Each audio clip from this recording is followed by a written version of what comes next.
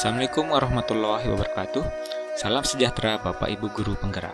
Saya Ahmad Zahroni, Guru Seni Budaya di SMP Negeri 1 Masbage, Kabupaten Lombok Timur, Nusa Tenggara Barat, peserta calon Guru Penggerak Angkatan 7 tahun 2022. Aksi nyata modul 1.4 Budaya positif.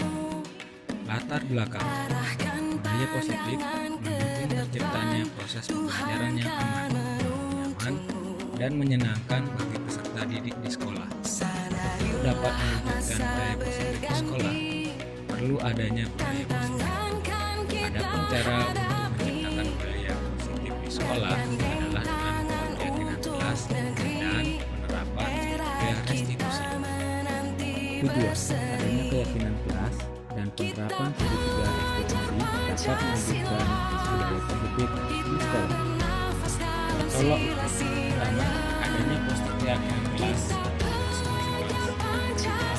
guru dan tenaga pendidik lainnya dapat menerapkan segitiga restitusi dalam menyelesaikan permasalahan peserta didik. 5 masa tindakan yang akan dilakukan. Pertama, membuat PowerPoint untuk presentasi. Kedua, meminta izin kepada kepala sekolah untuk menyampaikan presentasi kepada rekan guru, tenaga pendidikan, dan siswa di sekolah. Ketiga, menyiapkan diri untuk presentasi. Dan keempat, menyiapkan keperluan pendukung. Ruangan yang dibutuhkan. Pertama, ruangan untuk kegiatan penjelasan. Kedua, pembuatan presentasi. Ketiga, perawatan guru seperti proyektor dan sound system.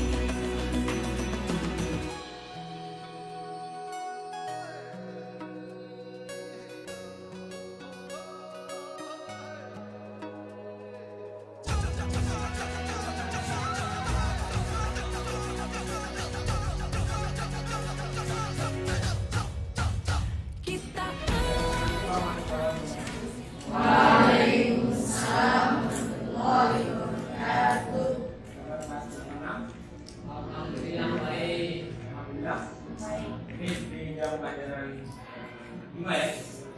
5. Jadi sudah jam istirahat. Sudah ke kantin semua? Sudah. Sudah ke kantin. Lapor dulu. Kemudian baterainya sudah terisi. Atau tenaganya sudah mulai kembali. Karena tadi sudah belanja ya.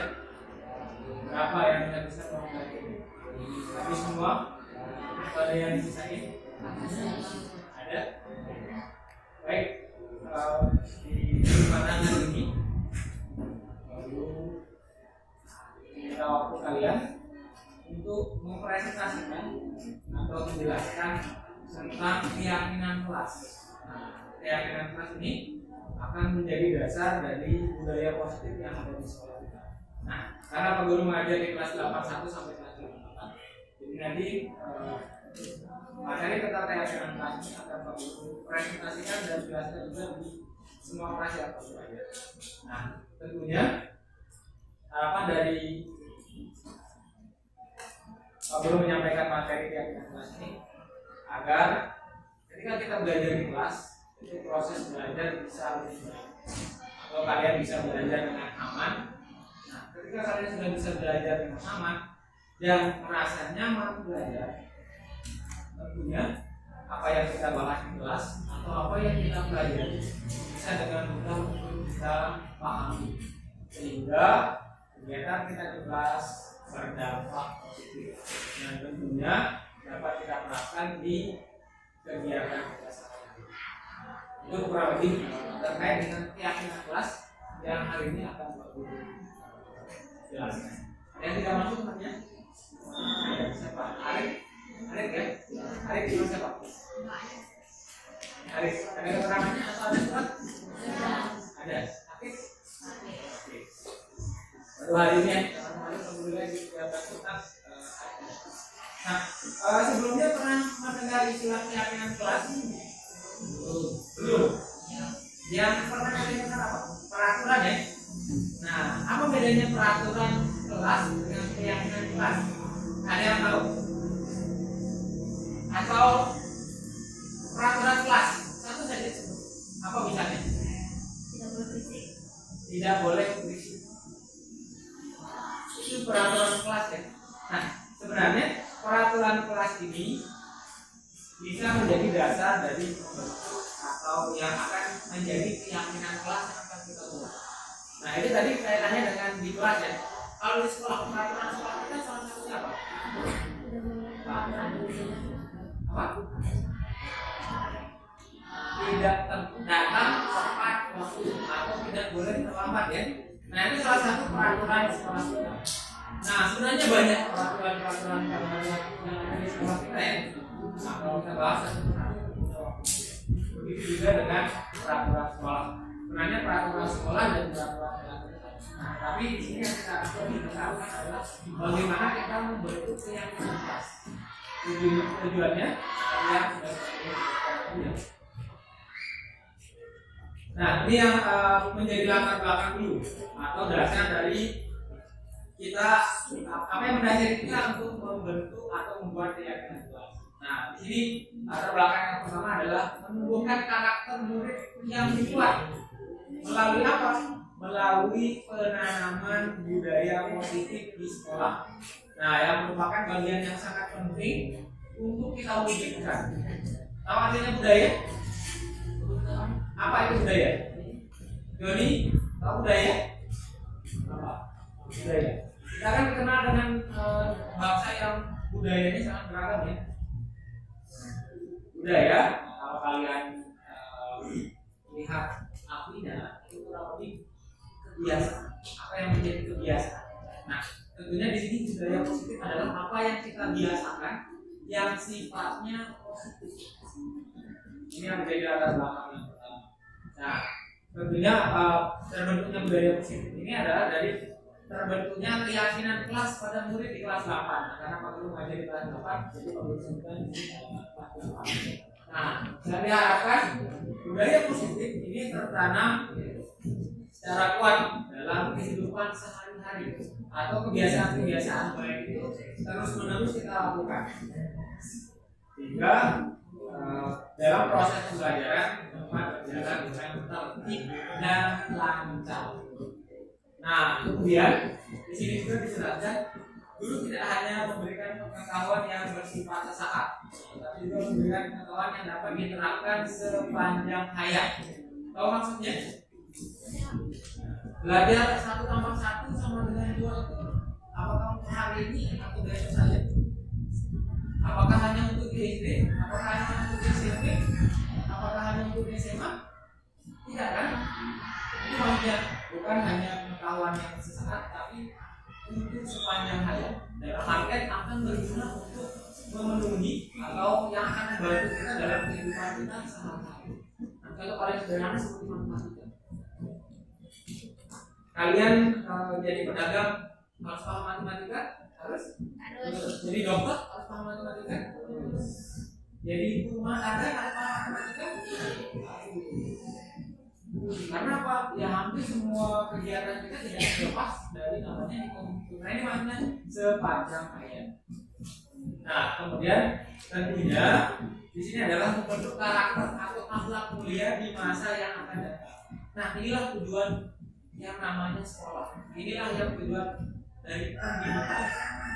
Harapannya setelah kalian keluar dari sekolah ini atau tamat, itu kalian memiliki karakter yang baik atau berakhlak mulia, sehingga kalian ketika turun ke masyarakat atau kembali ke lingkungan sekitar kalian itu bisa diterima baik.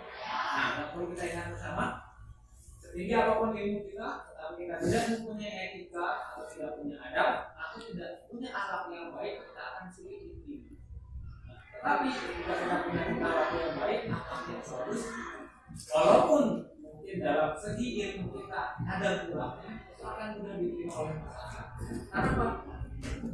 Adab atau etika itu posisinya lebih tinggi. Nah, ini salah satu yang melatar belakangi dari keyakinan kelas dan budaya positif. Agar nantinya kalian punya akhlak yang baik, berkarakter baik. Tentunya di sini ini ya, minimal kita mulai dari lingkungan kelas dan lingkungan sekolah tadi. Nah, harapannya tentunya bisa berkembang di lingkungan yang Baru kita masuk ke definisi atau pengertian dari keyakinan kelas dan budaya positif. Guru mau minta tolong sama salah satu kalian. Apa namanya? Nandi. Iya. Nandi bisa bangun sebentar Nandi. Berdiri dekat siapa namanya? Berdiri di dekat sebentar. Guru mau minta tolong.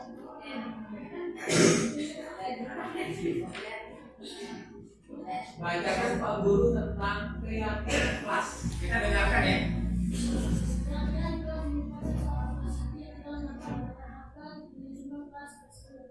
Budaya positif lanjutkan.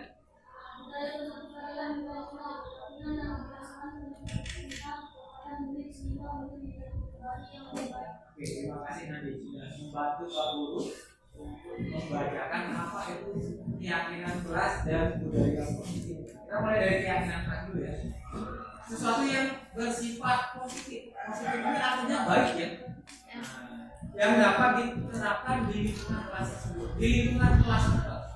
Nah, apa contohnya salah satu perbuatan atau sesuatu yang positif? Itu saja. Apa? Membuang sampah pada tempat. Apakah itu perlu di kelas kita? Apakah perlu di sekolah kita? Apakah perlu di rumah? Di lingkungan kita? Sangat perlu. Dari satu saja perbuatan positif itu dampaknya sangat besar. Kemudian budaya positif adalah nilai-nilai atau keyakinan dan kebiasaan yang berpihak kepada murid sehingga murid menjadi pribadi yang lebih baik. Nah, dari keyakinan kelas ini akan terbentuk budaya positif ya. Nah, kalian yang melakukan keyakinan kelasnya itu akan dampaknya kepada kalian juga. Nah, di sini sehingga murid menjadi pribadi yang lebih baik.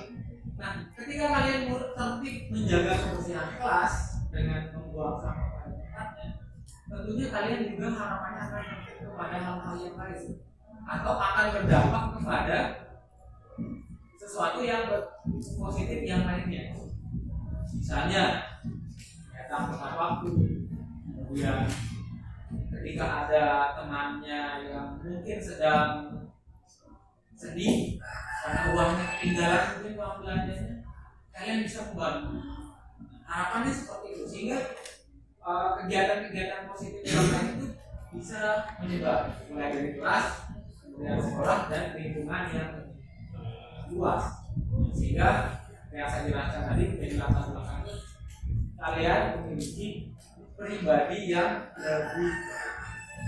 Kira-kira sampai di sini sudah mulai ada gambaran tentang keyakinan kelas dan budaya positif. Apa yang menjadi tujuan aksi nyata yang saya lakukan di sini? Tentunya untuk membangun keyakinan kelas ya sebagai budaya positif. Saya mulai dari kelas 8 dulu, 81 sampai 88. Harapannya tentunya sampai kelas 8 sudah, 10, kelas 7 dan kelas 9. Sehingga di sekolah kita bisa menjadi sekolah yang aman, sekolah yang nyaman untuk menuntut ilmu, untuk belajar. Nah, kemudian ini lanjutannya. Tujuan yang pertama adalah menanamkan budaya positif yang akan menjadi dasar hidup bagi murid untuk selamanya. Nah, seperti yang tadi sudah kita sebutkan ya, membuang sampah pada tempatnya. Apakah hanya berlaku 1-2 hari? Seterusnya ya. Nah, begitu juga dengan pekerjaan-pekerjaan atau kegiatan-kegiatan positif lainnya. Nah, kemudian menjadikan keyakinan kelas sebagai dasar untuk menumbuhkan budaya positif murid dan kebiasaan yang terpola sebagai wujud penerapan profil pelajar Pancasila. Pernah dengar istilah P5 atau proyek penguatan profil pelajar Pancasila? Pernah dengar? Pernah? Baru pertama kali? Ya. Kalian kelas berapa? Itu masih menggunakan kurikulum 2013. Nah, sementara ada kelas kalian, kelas dulu itu sudah menggunakan kurikulum Merdeka, di mana kegiatan belajar mereka itu salah satunya adalah profil pelajar Pancasila. Nah, ini juga menjadi tujuan saya. Jadi ketika kalian nanti kelas 9 kemudian tamat dan masuk SMA, itu kan kalian kelas 10 ya. Itu sudah menggunakan kurikulum baru dan pasti akan melaksanakan kegiatan yang namanya ini. Nah, minimal kalian sudah mencicil. Nah, gambaran tentang profil pelajar Pancasila ini. Harapannya dengan profil pelajar Pancasila ini bisa membentuk karakter dari peserta didik atau generasi muda ini, sehingga bisa menjadi generasi yang unggul. Nah, profil pelajar Pancasila ini yang pertama itu beriman dan bertakwa pada Tuhan. Nah, di sekolah kita sudah dilakukan melalui apa? Kegiatan ITA. Kemudian gotong royong. Nah, gotong royong itu misalnya kita bersama membersihkan kelas, membersihkan sekolah. Kemudian kreatif. Kalian diberikan kesempatan untuk tampil pada kegiatan satu budaya, mass meeting. Berpikir kritis. Kalian ketika presentasi di depan teman-teman kalian menyampaikan bagaimana pendapat kalian terhadap materi yang kalian pelajari, itu masuk dalam profil pelajar Pancasila juga. Sebenarnya sudah kita terapkan, tapi istilahnya saja belum menggunakan itu ya. Kemudian yang ketiga, menciptakan lingkungan belajar yang aman dan nyaman. Jadi sebenarnya dari intinya adalah kembali kepada peserta didik. Bagaimana kalian bisa belajar dengan baik? Cirinya bagaimana? Kondisi kelasnya aman. Tidak ada yang sembunyi temannya, tidak ada yang udah temannya, tidak ada yang sembunyikan pulpen, kertas, tidak ada yang lempar-lempar temannya. Kalau sudah aman tentunya akan nyaman ya. Nah, nyaman sehingga kita bisa belajar dengan lebih baik. Sehingga kita bisa menggali nilai-nilai kebaikan universal atau kebaikan yang lebih luas dari keyakinan kelas. Sampai di sini ada yang ditanyakan? Kalau tidak ada, kita akan membuat keyakinan kelas. Sudah siap? Nanti akan ada lembaran yang bagus.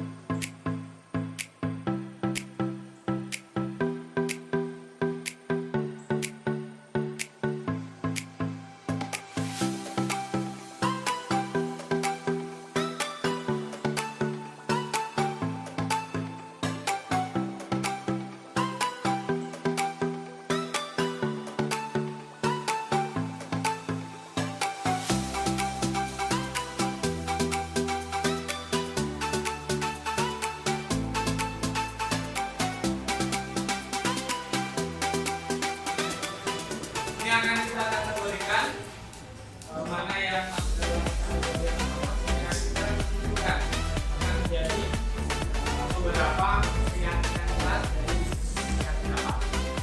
Nah, lalu kita tolong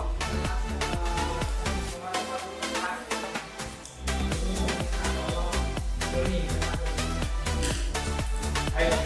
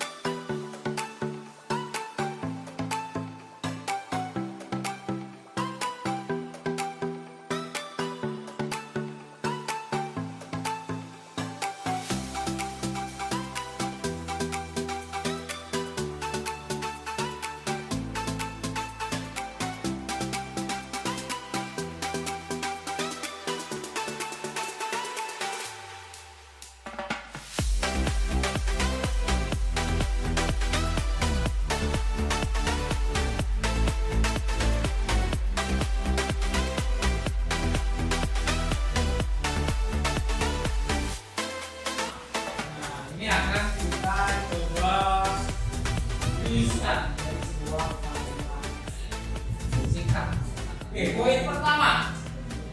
Ini yang sudah dibacakan oleh Doni, menghormati guru, kemudian mendengarkan guru. Ini kalau kita rangkum apa? Kita rangkum menjadi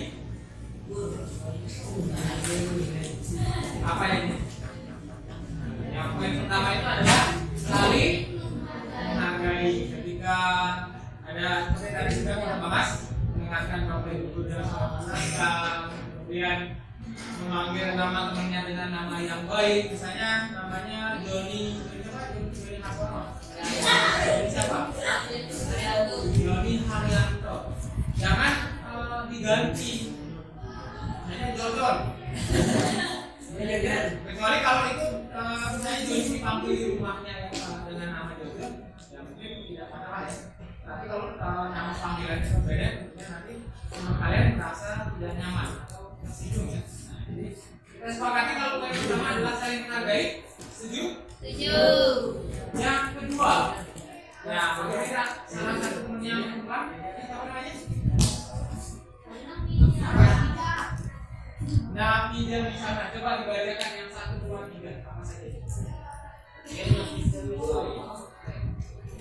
Dan poin kedua apa saja? Terus? Iya, masih 1, 2, 3. Nah, terus?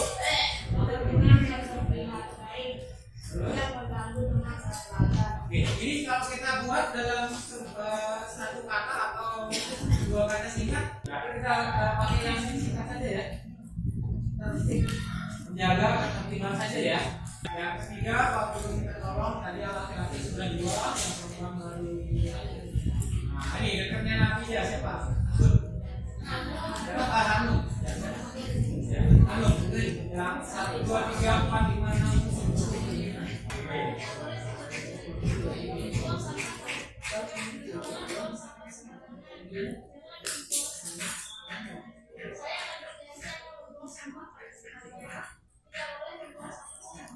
Nah, ini apa? Apa? Ya, kebersihan. Menjaga kebersihan saja ya. Atau kebersihan kelas ya biar bersama. Nah, jadi ketika kita memiliki keyakinan bersama untuk kelas kita tetap bersih, caranya bagaimana? Ya sudah disebutkan oleh teman-teman kalian tadi. Pulang dari kantin, kalian kan beli snack ya. Snack itu kan ada bungkusnya. Nah, bungkusnya ya tolong dijaga juga. Walaupun tidak kalian makan, ya tapi jangan diberantakin. Nah, ini kesepakatan yang ketiga ya. Nah, yang keempat sekarang Pak Guru mau minta tadi dari tengah ya. Tengah dari pinggir ada 5 orang yang tapi cacing cukup 47. Gimana ya Pak? Bilang. Iya. Kalian di mana? Iya. Yang sebelah Nabil, silakan Nabil, baca yang 1.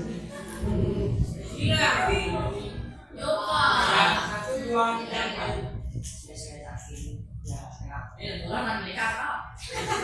Yang keempat.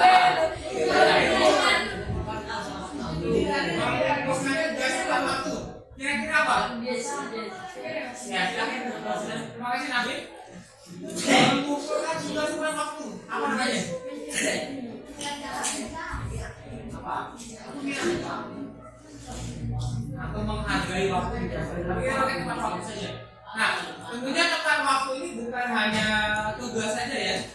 Misalnya ada jadwal kalian kebersihan ya, jadwal di awal. Kemudian ketika jadwal kelas kalian untuk memimpin ngaji, ya harus segera. Kurang lebih seperti itu ya. Nah, yang keempat tinggal bagian pinggir sebelah ini. Kalau minta tolong di belakangnya Joni. Mas Tommy. Mas Tommy silakan. Kalau minta tolong dulu. Ayo. Tadi kan Joni sudah, Nabil sudah. Ayo. Yang 1, 2, 3, 5. Bacakan waktu dan Iya. Ya, apa? Terus?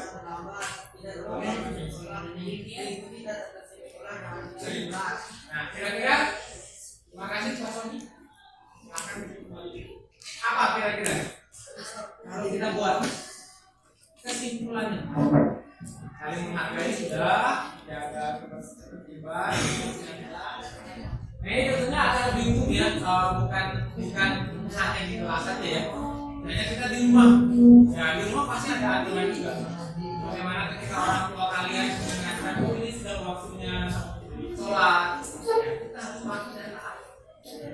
Yang keenam, kita tolong terima sudah. Nah ini 1, 2, 3, 4. Sekarang tanggal berapa? 1. Siapa yang ada 1? Aisyah punya mana Aisyah? Nah silakan. Yang keenam.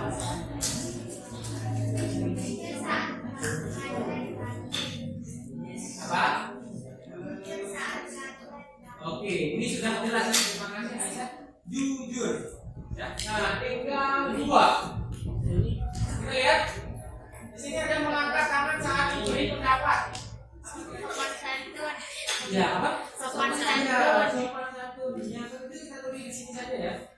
Yang terakhir, membantu teman ketika sulit mengerjakan tugas. Ini ada gambar dompet-dompetnya Pak Buku juga. Mengerjakan tugas-tugas apa? Kemudian harus saya ada ini pengen dibantuin. Boleh nggak Pak Dari? Membantu apa? Kalau ya kita tulis saja ya. Hanya saja dalam tugas. Yang tadi ada teman kalian mungkin dompetnya ketinggalan atau uang belanjanya lupa diambil di atas meja belajarnya. Kalian bantu teman kalian. Oh ini saya bawa uang lebih. Silakan bawa pakai belanja. Nah, tapi nanti jangan minta gantinya lebih juga. Seperti tujuan dari aksi nyata ini adalah ketika kita sudah memiliki keyakinan kelas yang kita bentuk bersama, harapannya akan menjadi budaya di sekolah kita, bukan hanya di kelas ini. Bila keyakinan kelas yang kita buat bersama, harapannya bisa kita terapkan bersama, bukan hanya di sehingga apa yang kita cita-citakan menjadi belajar di kelas dengan aman dan nyaman itu bisa. Ada yang ditanyakan? Nanti tentunya akan kamu buatkan dan kita tempel ya. Karena jadi lapangan masih. Sekian presentasi Pak Guru kesatriaan dan budaya positif. Tadi juga kita sudah menyepakati budaya kelas yang sudah kita buat bersama ya, bukan dari Pak Guru, bukan dari saya pribadi, tapi dari kalian. Kenapa kalau dari kalian? Karena kalian yang menjadi warga kelas. Harapannya lagi kita bisa bersama-sama. Apabila ada yang kurang, maaf. Assalamualaikum warahmatullahi wabarakatuh.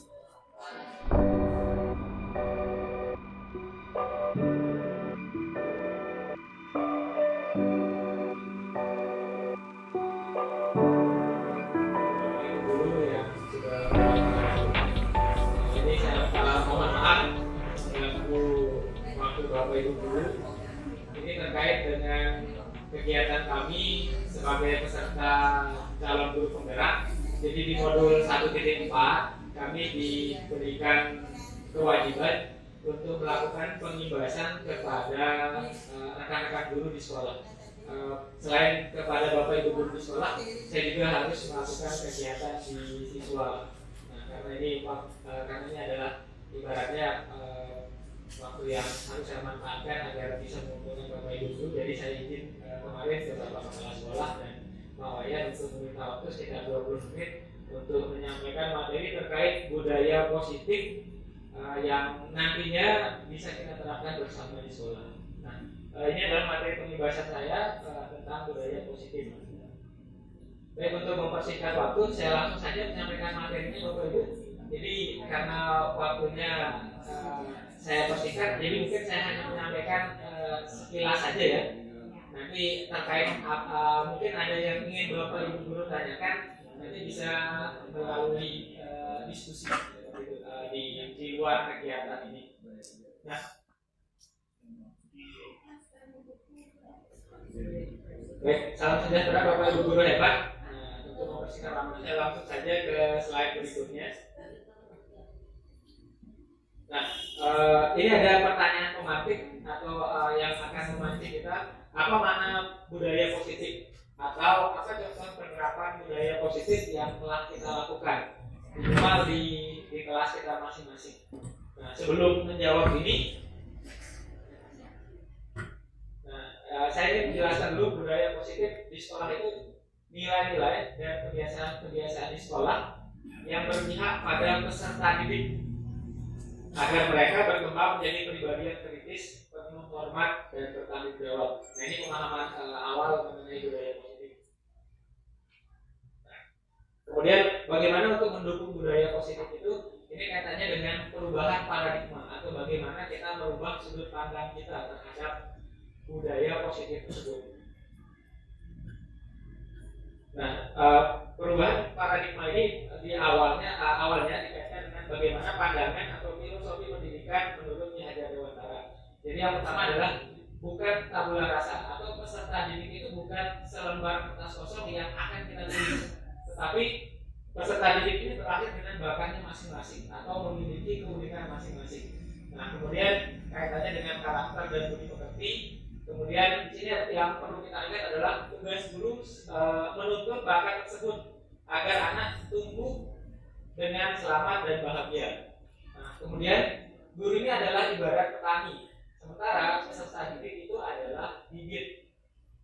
Kemudian yang perlu kita ingat juga bahwa peserta didik itu memiliki kodrat alam dan kodrat zamannya sendiri. Nah, mungkin zamannya kita waktu SMP tentunya sangat berbeda dengan zaman peserta didik kita sekarang. Seperti kita ketahui bahwa sekarang anak didik kita lebih dekat dengan yang namanya era teknologi, berbeda dengan zamannya kita. Mungkin kalau kita dulu lebih banyak bermainnya itu ke sungai mungkin atau sawah. Nah, sementara anak didik kita sekarang itu mereka lebih banyak bermain dengan gadgetnya. Ini yang kaitannya dengan kodrat zaman. Nah, keseluruhan dari apa yang saya sampaikan tadi ini intinya adalah berpihak kepada anak atau peserta didik kita. Nah, kemudian perubahan paradigma ini untuk membangun budaya yang positif. Nah, jadi sekolah perlu menyediakan lingkungan yang positif, aman dan nyaman sehingga murid-murid mampu berpikir, bertindak dan mencipta dengan merdeka, mandiri dan bertanggung jawab. Nah, lazimnya disiplin dikaitkan dengan kontrol. Dalam hal ini kontrol dulu dalam menghadapi murid. Kemudian slide selanjutnya. Nah, perubahan paradigma teori kontrol atau ilusi kontrol. Nah, selama ini kita lebih banyak beranggapan atau berilusi bahwa kita bisa mengontrol murid. Nah, kemudian kita beranggapan bahwa kritik dan membuat orang merasa bersalah dapat menguatkan karakter. Kemudian ilusi bahwa semua pemantauan positif efektif dan bermanfaat. Kemudian ilusi atau kita beranggapan terkadang bahwa orang dewasa memiliki hak untuk dewasa. Nah, ini terkait dengan apa yang sering kita anggap bahwa kita bisa mengontrol murid. Ternyata itu tidak sepenuhnya bisa. Nah, di sini kaitannya dengan perubahan paradigma atau stimulus respon dengan teori kontrol. Nah, ini ada pertanyaan, apakah kita bisa mengontrol seseorang?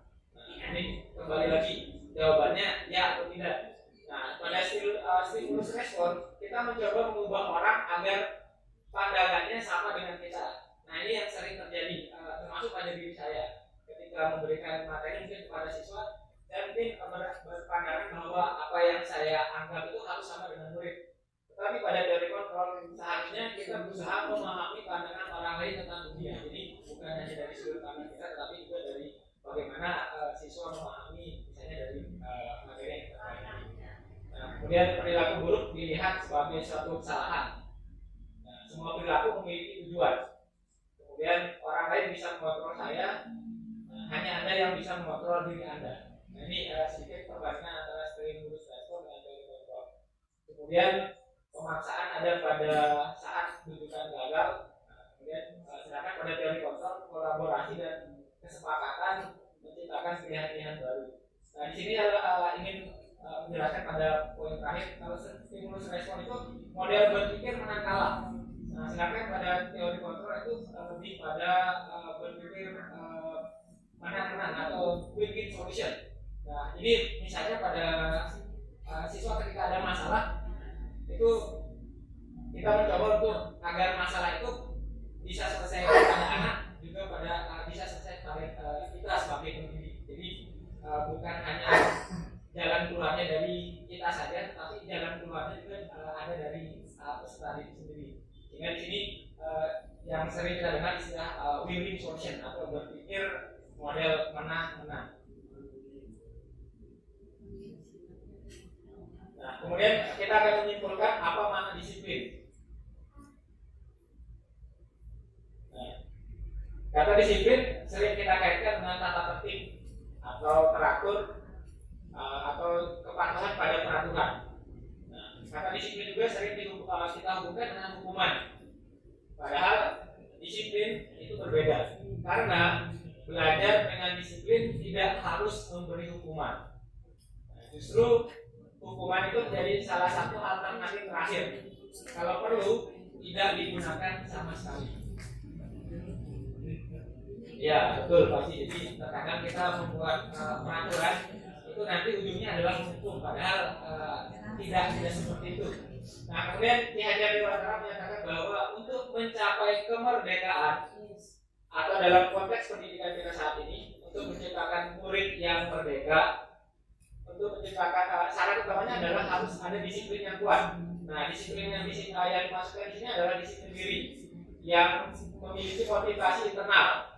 Nah, jika kita tidak memiliki motivasi internal, maka kita memerlukan pihak lain untuk mendisiplinkan kita. Jadi ibarat ketika peserta didik kita belum bisa mendisiplinkan dirinya atau belum ada motivasi dari dalam dirinya, nah inilah tugas kita sebagai pihak lain untuk mendisiplinkan mereka.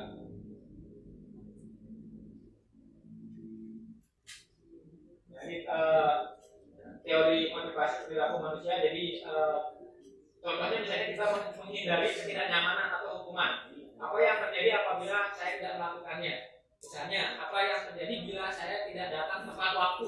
Nah, ini masih kaitannya dengan motivasi eksternal. Atau contoh yang lain, apa yang saya dapatkan bila saya melakukannya? Nah, ini masih kaitannya dengan motivasi eksternal juga.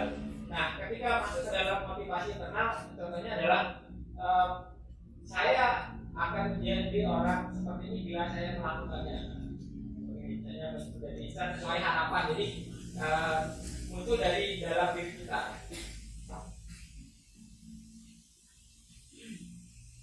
Nah, ini jadi mulai dari untuk menciptakan budaya positif itu mulai dari keyakinan kelas, kemudian terciptanya lingkungan yang positif dan menjadi budaya positif.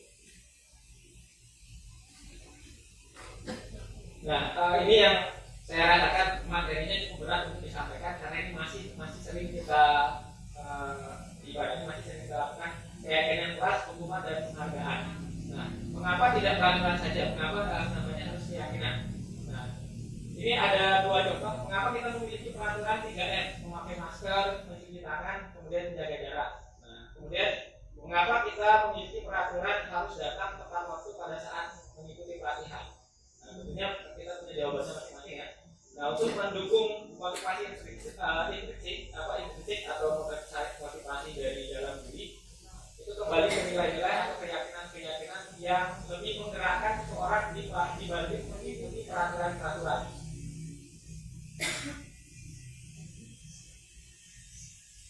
Nah, di sini keyakinan kelas adalah nilai-nilai kebajikan atau kebaikan atau prinsip universal yang disepakati bersama secara universal, lepas dari latar belakang suku, negara, bahasa maupun agama.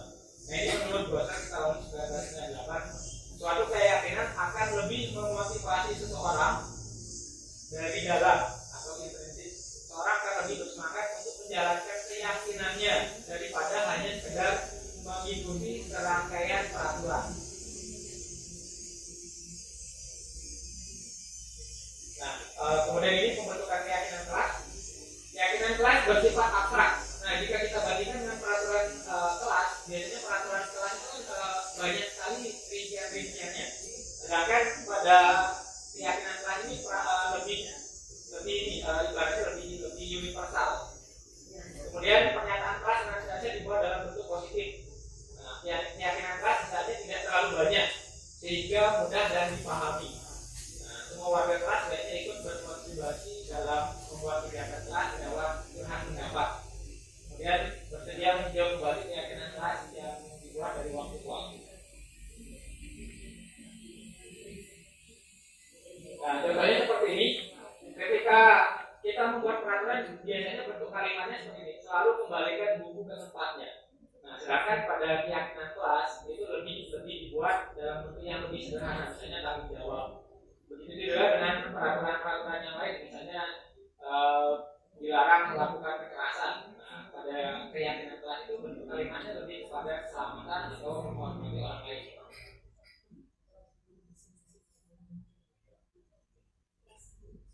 Nah, ini yang saya katakan tadi, yang materinya sebenarnya cukup berat karena ini masih sering kita lakukan, dihukum oleh penghargaan.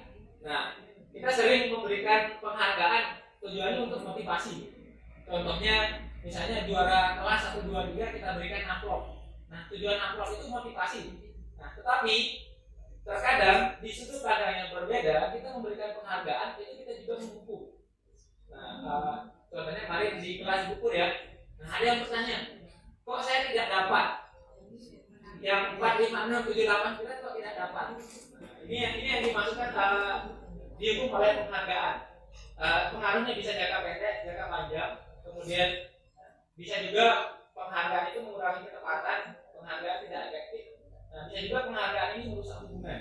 Nah, karena kembali kepada bagaimana filosofi Ki Hajar Dewantara yang saya sampaikan di awal, bahwa setiap peserta didik memiliki keunikannya masing-masing.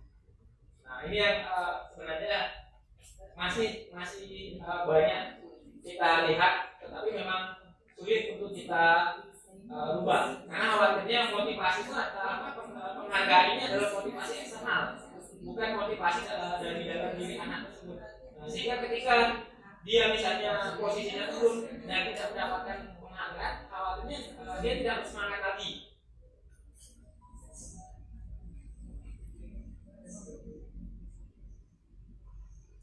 Nah, ini ada beberapa contoh kaitannya dengan tindakan, kemudian dengan apakah dia masuk dalam hukuman atau konsekuensi. Nah, ini saya mau ambil contoh di bagian terakhir saja. Lari mengelilingi lapangan basket 2 kali karena terlambat 10 menit untuk pelajaran PJOK. Kalau menurut Bapak Ibu Guru, apakah ini hukuman atau konsekuensi? Konsekuensi. Nah, jadi memang ada perbedaan antara hukuman dan konsekuensi, tapi terkadang agak sulit kita bedakan. Mungkin kalau bukan di pelajaran PJOK itu masuk dalam hukuman, tapi karena ini kaitannya dengan PJOK, jadi dia masuk dalam konsekuensi.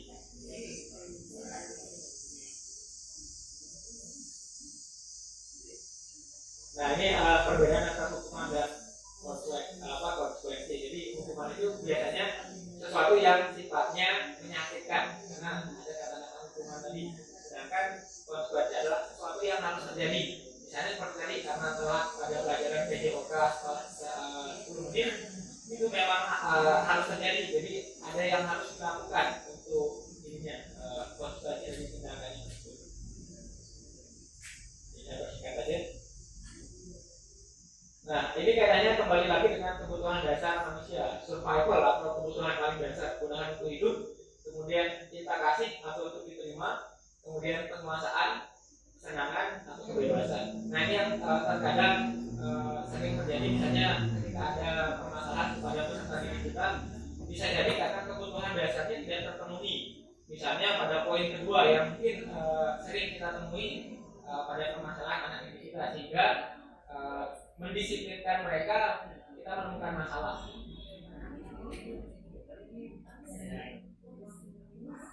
Nah, ini kaitannya jika ada tindakan yang melanggar disiplin, apa yang harus kita lakukan? Kita bisa melakukannya dengan menggunakan restitusi atau proses menciptakan bagi murid untuk memperbaiki kesalahan mereka, sehingga mereka bisa kembali pada kelompok mereka dengan karakter yang lebih kuat. Nah, ini kembali lagi menurut dosen tahun 2004. Nah, untuk bagaimana mengenal atau memahami ini, Restitusi bisa kita lihat dari ciri-ciri. Jadi pertama, bukan untuk menebus kesalahan, namun untuk belajar dari kesalahan. Nah, kemudian memperbaiki hubungan. Kemudian ini adalah tawaran atau bukan paksaan. Kemudian restitusi menuntut untuk melihat ke dalam diri. Dan yang kelima, restitusi mencari kebutuhan dasar yang mendasari tindakan. Yang keenam, restitusi adalah ciri yang paling baik untuk memperbaiki diri. Kemudian restitusi fokus pada karakter bukan tindakan. Restitusi fokus pada solusi. Restitusi mengembalikan murid yang berbuat salah kepada kelompoknya. Nah, mungkin kasusnya atau misalnya contohnya ketika ada anak yang datang terlambat, biasanya kan kita langsung ibaratnya memberikan tindakan. Misalnya tidak diizinkan masuk kelas atau diberikan hukuman lain. Nah, sedangkan pada restitusi ini kita mencari akar permasalahan dulu. Misalnya dia terlambat datang ke sekolah itu karena apa? Misalnya alasannya motor saya rusak. Nah, kita tanyakan kembali kepada anak, motornya rusak itu kenapa? Sehingga kita tahu permasalahan awalnya. Dan juga memberikan solusi kepada anak. Misalnya agar dia tidak datang terlambat lagi, apa yang harus dilakukan? Nah, misalnya si anak menjawab, oh saya harus memperbaiki motor saya. Nah, kita kembali menanyakan kapan diperbaiki. Nah, jadi bukan ibaratnya bukan langsung bukan langsung marah, sederhananya seperti itu. Jadi kita cari dulu masalahnya ke belakang sehingga seperti yang saya katakan tadi, kita bisa menemukan win-win solution. Nah, kemudian yang misalnya si anak mengatakan saya kan punya uang untuk memperbaiki motor. Nah, ini yang menjadi kembali lagi menjadi titik beratnya. Apa yang bisa kita lakukan agar permasalahan ini bisa diselesaikan. Nah, untuk lebih memahami itu bisa dilihat dari segitiga restitusi ini. Jadi misalnya punya alasan mengapa melakukan itu. Jadi anak ini terlambat, alasannya apa? Itu dulu yang kita ketahui. Kemudian kita harus menjelaskan juga bahwa tiap orang itu pasti punya masalah. Jadi solusinya bagaimana? Dan kembali lagi kepada keyakinan kelas. Jadi kita mengingatkan kembali peraturan atau apa yang sudah diyakini bersama di sekolah terkait dengan disiplin tersebut. Nah, saya cukupkan sampai di sini Bapak Ibu Guru karena mengingat kita masih punya banyak kegiatan. Nah, terkait apa yang saya sampaikan memang terlalu singkat. Seharusnya saya menyampaikannya 60 menit, tapi karena waktunya tidak cukup. Nah, jadi nanti ketika ada Bapak Ibu Guru yang mungkin bertanya-tanya tentang materi atau slide yang saya sampaikan, nanti kita bisa berdiskusi bersama terkait yang tadi penghargaan adalah hukuman. Nah, saya rasa mungkin teman-teman juga banyak yang bertanya. Bahkan bagi kami yang mengikuti CGP sampai sekarang itu masih ibaratnya belum menerima mengapa memberikan penghargaan anak itu bisa dikatakan sebuah hukuman. Terima kasih, kurang lebihnya saya mohon maaf terhadap materi yang saya sampaikan.